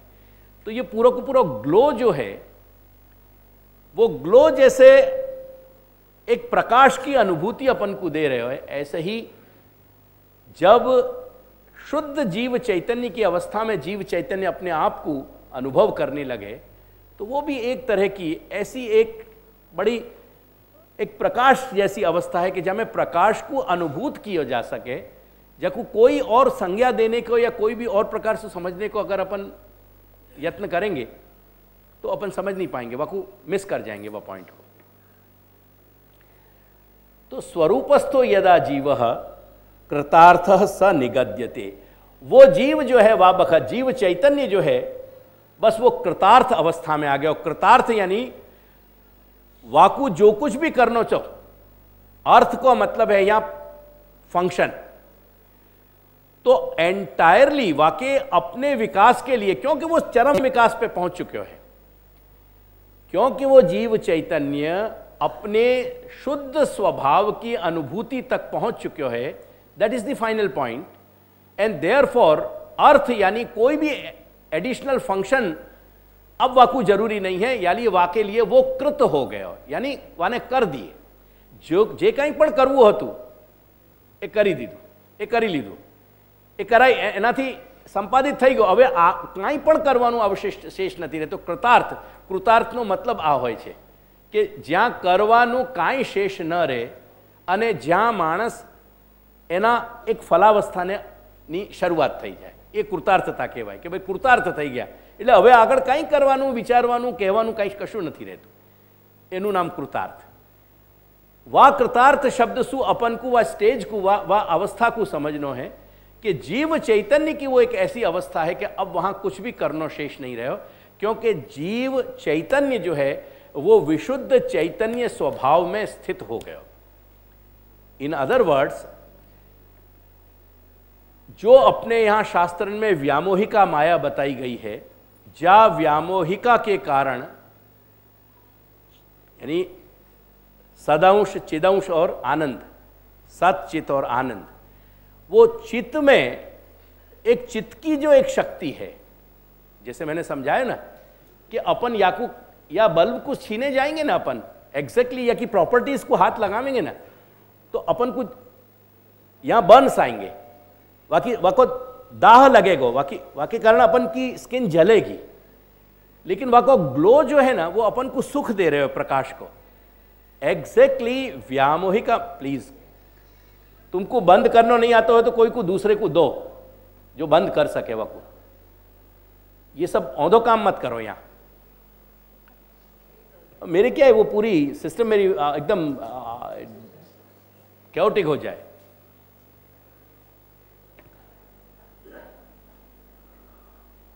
देखो, तो जो ब्रह्म को समझाने वाले, अपन को निर्देश करने वाले, जासु अपन ब्रह्म को समझ पावे, ब्रह्म में बेसिक सत, चित और आनंद ये घटक वाक्य माने गए हैं। ब्रह्म के घटक सत और चित, सत, चित और आनंद है, करके वाको सच्चिदानंद कहो जाए। देखो, सच्चिदानंद जो है वो ब्रह्म को स्वरूप है। अब एक बात समझने को प्रयास करो कि आनंद जो है ना वो एक तत्व है, एक एलिमेंट है। अब आनंद जो है वही आनंद को यानी एक दृष्टि बिंदु सु, एक एंगल सु, आनंद को एक विशेष दृष्टि बिंदु सु जब देखेंगे वाको फंक्शन, तो वाको नाम चित हो जाएगा। और एक दूसरे एंगल से फिर देखेंगे, यानी 3 एंगल भाई, एक एंगल से देखने पे वो सब कुछ आनंद ही आनंद है। वो ही आनंद एक पर्टिकुलर एंगल से चिदंश के रूप में दिखाई दे रहे हो, चैतन्य के रूप में दिखाई दे रहे हो, समझ में आ रहे हो, दिखाई नहीं। और वही आनंद जब तीसरे दृष्टि बिंदु से देख रहे हैं तो वाकी समझ जो है सदंश के रूप में आ रही है। देयरफॉर ब्रह्म में सत, चित और आनंद 3 कहे जा रहे हैं। इन 3 भिन्न भिन्न दृष्टि बिंदु से जो अपन को 3 एलिमेंट दिखाई समझ में आ रहे हैं, शास्त्र जो अपन को समझा रहे हो, ये 3 फाइनली प्रकृति के स्थूल अवस्था में जब घटित हो रहे हैं, जो प्रकृति को पूरी फिजिकल प्रॉपर्टीज को कंप्राइज करने वाली, the whole physical world, the entire physical properties are comprised of finally सत, यानी सात्विक, राजस एंड तामस। सत्वगुण, रजोगुण और तमोगुण के कारण ये सब एग्जिस्ट कर रही हैं। इन सब चीजन को अपन कोई इंद्रियंसु नहीं देख पावे, समझ पावे। जगत में बहुत सारी चीजें इंद्रियंसु नहीं समझ में आवे। तो ये जो चिदंश जो है ना, वो चिदंश की अपनी जो फंक्शन है चिदंश को, वो फंक्शन एक तरीका से वाके अंदर रही भाई, वाकी एक इनर्ट, वाके अंदर रही भाई कि इनबॉर्न, वाकी इनहेरेंट एक एनर्जी है। ये बल्ब को जो मैकेनिज्म है, ये मैकेनिज्म से जब ये एमिट हो रही है लाइट, तो ये हीट दे रही है। यही को आप हीटर में लगाओगे तो और पावरफुल हीट आपको देगी। यही इलेक्ट्रिसिटी को आप यदि रेफ्रिजरेशन को एक सिस्टम क्रिएट करके, मैकेनिज्म क्रिएट करके वहां में आप इनपुट करोगे, तो वहां में से कूलनेस जो है एमिट करेगी। तो जैसे या जगह वो, जैसे वहां कूलनेस रेफ्रिजरेशन में सु या एसी में सु, वही एनर्जी एक कूलनेस के फॉर्म में निकल रही है, यहां हीट के फॉर्म में निकल रही है। तो ये जो अलग ढंग से एमिट हो रही है ना, पर एक एनर्जी कहीं फंक्शन कर रही है अंदर। ऐसे ही चिदंश की एज्यूम करो कि एक एनर्जी है, वो एनर्जी को नाम व्यामोहिका माया है। वो चिदंश में रही भाई एक ऐसी प्रक्रिया है, वाको सामर्थ्य इतनो है कि वहां चिदंश में रहे भय, यानी सच्चिदानंद के चिद में रहे भय जो अंश रूप चैतन्य है, जो जीव चैतन्य है, यानी जीव वाको वाबक वाको नाम जीव हो नहीं सके, पर जो अंश चैतन्य है, उन अंश चैतन्यन को, वो अंश चैतन्यन को वो एनर्जी अपने चपेटा में ले रही है, अपने में अंदर पकड़ ले रही है, वो इफेक्ट कर रही है उनको। या तरीका से समझने को प्रयास करो। ये दर्शन शास्त्र है, तत्व चिंतन है, या कोई या कि फॉर्मूला या मॉडल बना के नहीं समझा जा सके, पर एक बात मैं समझाने को प्रयास कर रहा हूं कि चिदांश में भगवान को, जो सच्चिदानंद को, जो चित्त को जो हिस्सा है, यानी जो अपन को चैतन्य के रूप में मैनिफेस्ट यानी हो रहे हो, या जो जाकू अपन समझने को प्रयास कर रहे हैं, वह चित्त के ही सब कुछ, ये जीवात्मा जितने भी हैं वो वही के अंश हैं। यानी परब्रह्म की जो प्रकट अवस्था उनकी सच्चिदानंद की, यानी सच्चिदानंद जब अप्रकट है, जब प्रकट नहीं है, तो वो केवल कृष्ण रहे, वो केवल कृष्ण होने की अवस्था है सच्चिदानंद धर्मी की। अब वो सच्चिदानंद जब प्रकट होने की अवस्था में आए, जब वो प्रकट अवस्था में आए, जब ऑपरेटिव भय, ऑपरेटिव जो हो रहे हैं वाकई ऑपरेट होने की अवस्था को नाम अक्षर ब्रह्म है। वो अक्षर ब्रह्म में सु 5 एक्सटेंशंस वाकई ऑपरेटिव भय, काल, कर्म, स्वभाव, प्रकृति और पुरुष। वो जो पुरुष है वो फाइनली वह अक्षर को ही अंश है, वहां अक्षर को एक्सटेंशन है। वो अक्षर जो है वो पूर्व परब्रह्म को एक्सटेंशन है सामर्थ्य रूप में। तो अक्षर ब्रह्म में जो चैतन्य ऑपरेटिव है, वही चैतन्य को, जो ये जो पुरुष है, ये वही को अंश है। और या पुरुष में से जो छोटे छोटे यथा क्षुद्रा विस्फुलंगा विचरंती, जैसे तणखा की तरह, चिंगारी की तरह जो छूट रहे हैं अग्नि में सु, वो सारे अनंत पुष्टि प्रवाह और मर्यादा के भेद सु, वो जीव चैतन्य है। यहां तक बात समझे। तो जब तक वो जीव संज्ञा नहीं भई, जब तक वहां में अविद्या को संबंध नहीं भयो, वासु पहले तक वो जो तणखा के रूप में, वो चिंगारी के रूप के जो जीव, जो चैतन्य है, वो चैतन्य एक विशद, एक समष्टि चैतन्य में ऑपरेट एग्जिस्ट कर रहे हैं, टिक रहे हैं। तो वो एक चैतन्य के अंतर्गत जो अंश चैतन्य प्रकट भये, उन अंश चैतन्यन पे वह चैतन्य के अंदर ऑपरेट करने वाली एक फोर्स जो है, वो फोर्स उन पे आवरण डाल रही है। ये व्यामाहिका माया को एक फंक्शन है। समझ सको तो इतनों में ट्राई कर सकूं या ज्यादा। और यानी उन जीव उन चैतन्य अंशन को, उन अंश जो चैतन्य अंश हैं, उन चैतन्य अंश पे एक फोर्स काम कर रही है अंदर। वो फोर्स कहीं बाहर से नहीं आई है, वो चैतन्य के अंतर्गत ही फोर्स है। जो सच्चिदानंद है, सच्चिदानंद भगवान जब चैतन्य के पासासु फंक्शन करना चाहे, तो चैतन्य के पासासु फंक्शन करते हुए जो ब्रह्म है, वह चैतन्य के अंदर अक्षर के बाद जो पुरुष की अवस्था प्रकट भई, वह पुरुष के जो अंश हैं, वो सब जो अंश चैतन्य है, उन अंश चैतन्य पे वह ब्रह्म चैतन्य की जो फोर्स है चैतन्य में रहने वाली, वो फोर्स वहां पे सब पे काम कर रही है। और वह फोर्स के कारण वो सारे जो अंश चैतन्य हैं, वो प्राण की तरफ उनको अट्रैक्शन बढ़ रहे हैं। जो प्राण तत्व है, जाको फाइनली अपन यह स्थूल वायु के रूप में कह रहे हैं, या को जो सूक्ष्म आसन्य तत्व है, वो प्राण तत्व के तरफ वो अंश चैतन्य आकर्षित होने लगे, सहज अट्रैक्ट होने लगे। और जब प्राण की तरफ आकर्षित होने लगे, वो वह माया के कारण होने लगे, वह व्यामोहिका फोर्स के कारण। जादिन वाको वो फोर्स वाकी जब इनऑपरेटिव हो जाएगी, वाकु स्वरूपस्थ कह हो जाएगा। अब वो स्वरूपस्थ होते भाई भी स्थूल जग या शरीर में निवास कर सके थोड़ा समय, क्योंकि वो जितने भी पूर्व जो वाके कर्म है, प्रारब्ध है, जो वासनाएं अवशिष्ट हैं, वो पूर्व की वासना जब तक अवशिष्ट रहेगी तब तक स्थूल देह एग्जिस्ट करेगा। स्थूल देह एग्जिस्ट करेगा तो प्राण की वाकु जरूरत पड़ेगी। पर इनफैक्ट वो प्राण होते भय भी, प्राण को उपयोग करते भय भी, वो अंश चैतन्य वासु डिटैच्ड हो जाएगा।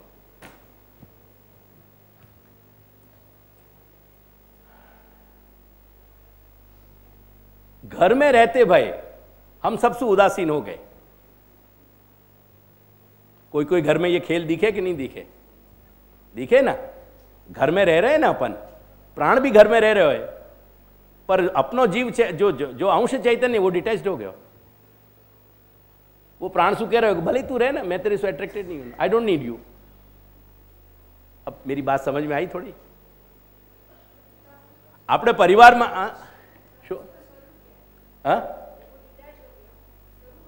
बाकी अनुभूति बदल गई ना। वो प्राण के संग जो वाके अंदर प्राण सु जुड़ के जो सारी अहंता ममता जो एमिट हो रही थी, ऑपरेटिव हो रही थी, और वो जो अहंता ममता के कारण सारी जागतिक प्रवृत्ति में आसक्ति जाकी वाकी जो हो रही थी वो सब खत्म हो गया। अब वो ऑपरेटिव नहीं होगा कहीं कोई की तरफ, वो अहंता ममता वाको टच नहीं करेगी। ख्याल आयो कि नहीं? घर में रह रहे हो वो इंसान, आपने ऐसे किस्सा देखे होंगे, पण एक घरनी कोई क्रियाकलापથી કન્સર્ન નથી। એને થાળી મૂકી દો, જમી લે, થાળી હટાવી દો, બાદ એટલે ના મૂકો તો એની ચિંતા નથી એને કોઈક વખત। આવું થાય છે કે નથી થતું? એવા ઉદાહરણો હોય છે। तो वो ऐसा हो गया वहां अंदर, वो जो अंश चैतन्य वो स्वरूपस्थ होने के कारण कोई चीज से कंसर्न नहीं है। वो इतनी मैच्योरिटी वहां के अंदर डेवलप हो गई। वहां ने जाके कारण जा प्राण की एट्रैक्शन के कारण जो जो चैतन्य की व्यामोहिका थी, जो वाकू प्राण की तरफ फोर्स कर रही थी, वो स्वरूपस्थ होने के कारण वहां ने अपने आप को आइडेंटिफाई कर लिया ना, तो वो फोर्स जो है वहां के ऊपर इनइफेक्टिव हो गई। वो फोर्स वहां पे इनइफेक्टिव हो गई, और वो फोर्स इनइफेक्टिव हो गई तो वो प्राण की तरफ एट्रैक्शन वहां को बंद हो गया। प्राण की तरफ एट्रैक्शन बंद हो तो वहां के अहम ऑपरेटिव बंद हो गए, वो निरहंकार हो गया। अहम है वो अपने आप को पहचान रहे हो, पर वो अहम में कोई मेल फंक्शन नहीं रहे हो, मेल फंक्शन नहीं रहे हो। ये की पूरी प्रोसेस है यहाँ निरहंकार की। ख्याल आयो कि नहीं? ये निरहंकार के पूरे प्रोसेस में वो स्थित हो गए चैतन्य।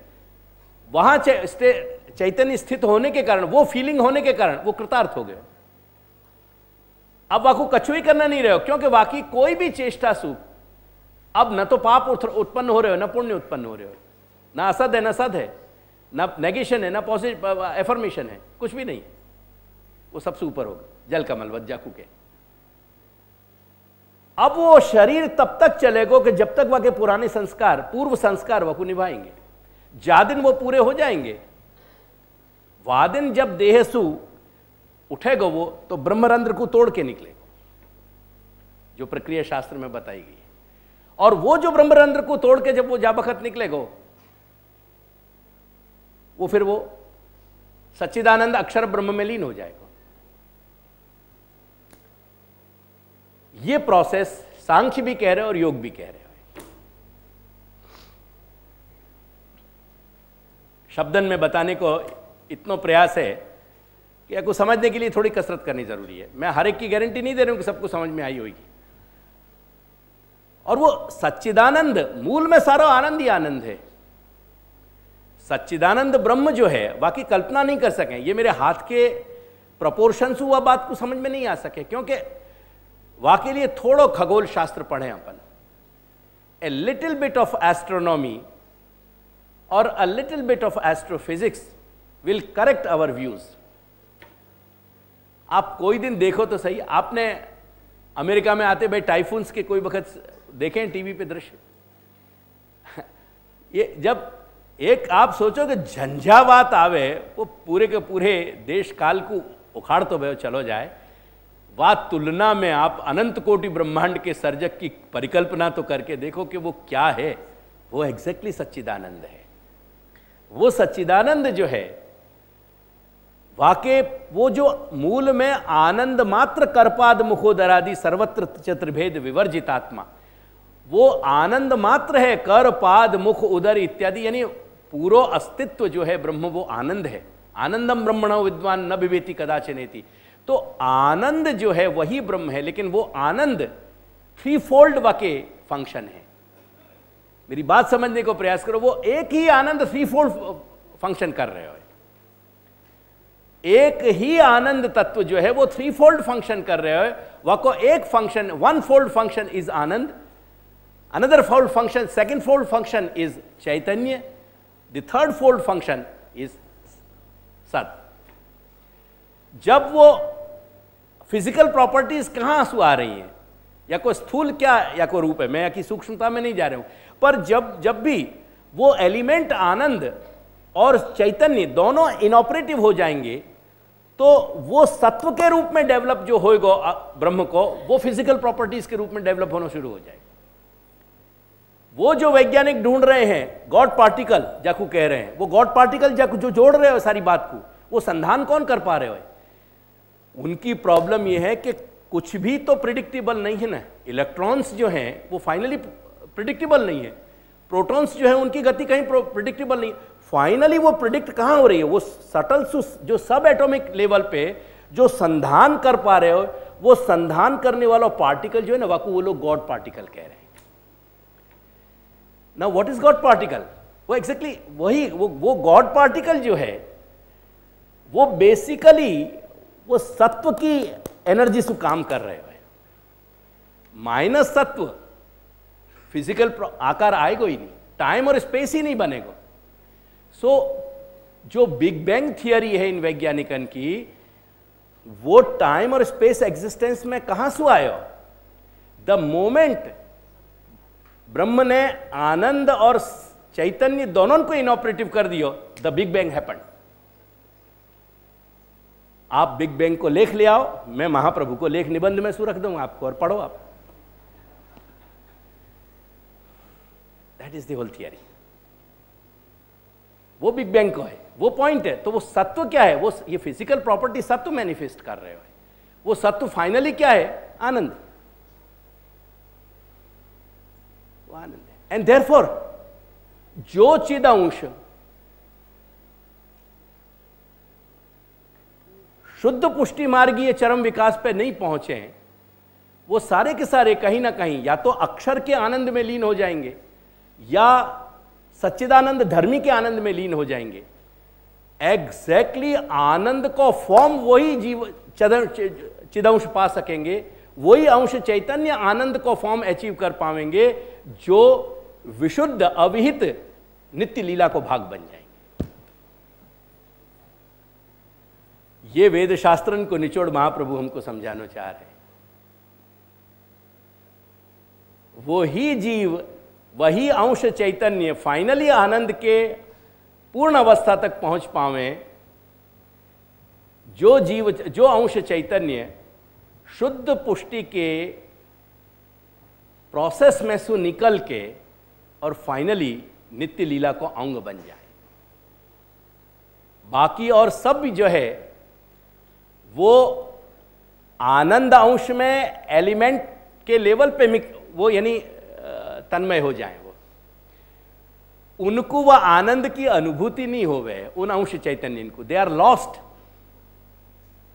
जैसे या स्पेस में आपको कभी कभी टीवी पे कोई ने देखी हो, या ये बच्चा स्टडी के कारण जानते हो कि जो डेब्री जो घूम रही है ना पूरी स्पेस में, कचरा इकट्ठा हो गया हो, वहां डेब्री घूम रही है, क्योंकि जितने भी वह लेवल पे जहां ग्रेविटेशन नहीं है, वह जगह कोई भी ग्रह या उपग्रह के ऑर्बिट में जहां सारी सिचुएशन चल रही है, अब वहां जो भी वस्तु, मतलब जो भी पड़े भय हैं, वो सब के सब डेब्री बन गई। इवन जो फिजिकल प्रॉपर्टीज इनफैक्ट वहां ब्रेकडाउन हो चुके हैं, वो डेब्री बनी भई है। तो ये जैसे अपन देखें कि नहीं कि वो डेब्री बनी भई वहीं की वहीं स्थित है, वह तरीके से एलिमेंटल, मतलब मैं ये उदाहरण को नहीं बता रहे हूं, पर उदाहरण को छोड़ दें अपन, तो वो क्या है कि जितने भी अंश चैतन्य है, वो अंश चैतन्य या तो अक्षर ब्रह्म के आनंद में लीन हो जा रहे हैं, या धर्मी जो स्वरूपान जो स्वयं कृष्ण है, और वह ऊपर के उठे हुए जो लोग हैं, वो जो अंश चैतन्य है, वो वहां लीन हो जा रहे हैं। एग्जैक्टली वह आनंद को अनुभूत कौन कर पा रहे हैं? वो आनंद को वो अनुभूत कर पा रहे हैं जो नित्य लीला को पार्ट बन गए हैं, जिनने यहां भूतल पे निरोध अनुभव कर लियो, एंड फाइनली जो नित्य लीला के हिस्सा बन जा रहे हैं, वो फाइनल स्टेज में भी जा दिन एज्यूम करो कि कोई दिन ये समस्त सृष्टि नहीं है, सर्जन नहीं है, जैसो कि एकाकी नरमते की श्रुति अपने को समझा रही है।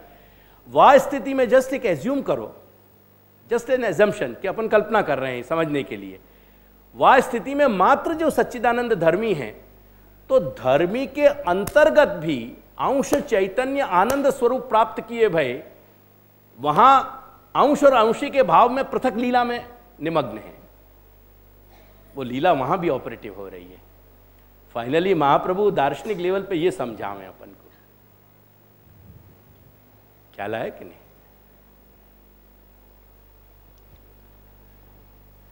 दृढ़ इन चरणन केरो भरोसो, दृढ़ इन चरणन केरो, श्रीवल्लभ नग चंद्र जटा बिन, सब जग माझो अंधेरो भरोसो, दृढ़ इन चरणन के, साधन और नहीं या कली में, जासो होत निवे, सूर कहा कहे द्विविध धरो, बिना मूल को चेरो भरोसो, दृढ़ इन चरणन के, दृढ़ इन चरणन केरो भरोसो, दृढ़ इन चरणन।